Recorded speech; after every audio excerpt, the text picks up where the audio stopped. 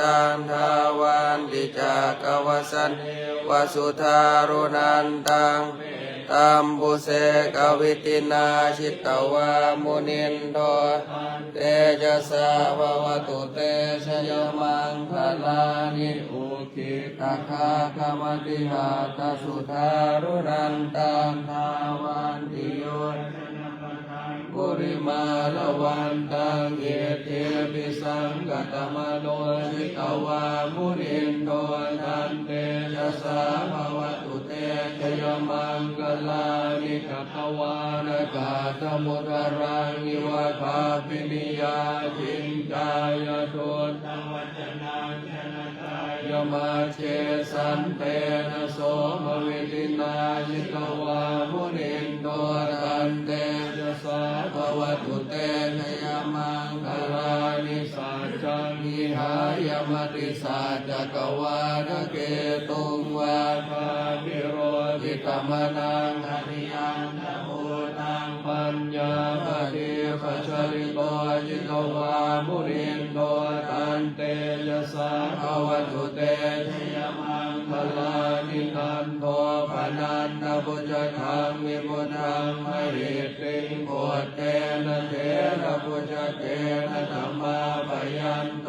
อิโตปะเทสวินายิตวามุนินโทตันเตจะสาภวตุเตชยมังคลานิทุกขาเทติปุจเกนะสุตาธาธัมพรัมมังวิโสติชุติเมติปกาวิธานังญาณคเทนะวิธินาจิตวามุนินโทตันเตสาภวตุเตชยมังคลานิเอธาภิพุทธชยมังคลาอาคาคาตายโยวาจโนตินาติเนสรเตมะทันติอิตวานเนกวิวิธานิโยปาตวานิโมกังสุขังอธิกมายนโรสัพพัญโยมหาการนิโกนาโทหิตายะสัพพปารินังโกเรตวาปารมีสัพพปะโทสัมโพธิโมตตมังเอเตนะสัจวะเชนะโหตุเตชยมังคลังชยันโตโพธิยาโมเลสักยานังนันติวัตโนเอวันตวังวิชโยโหหิชยาสุชยมังคะเล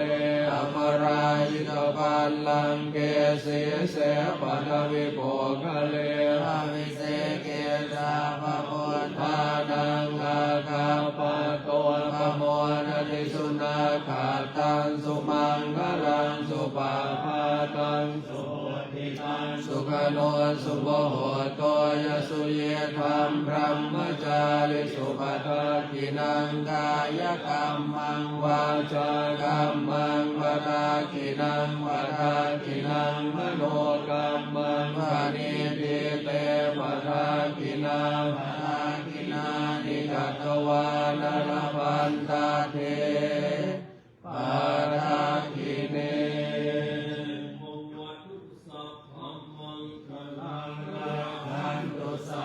เทวตาสัพพพุทธานุภาเว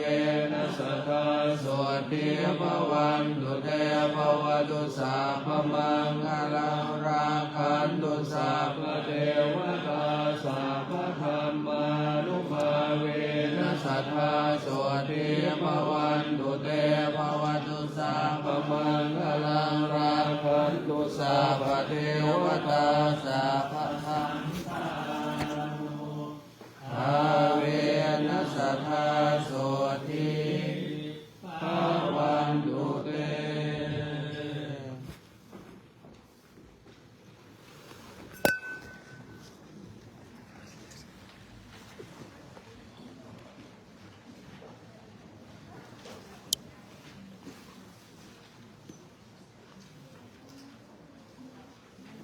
เนื่องในพิธีบำเพ็ญกุศลปัญญาสมวานครบรอบ 50 วัน วันนี้พวก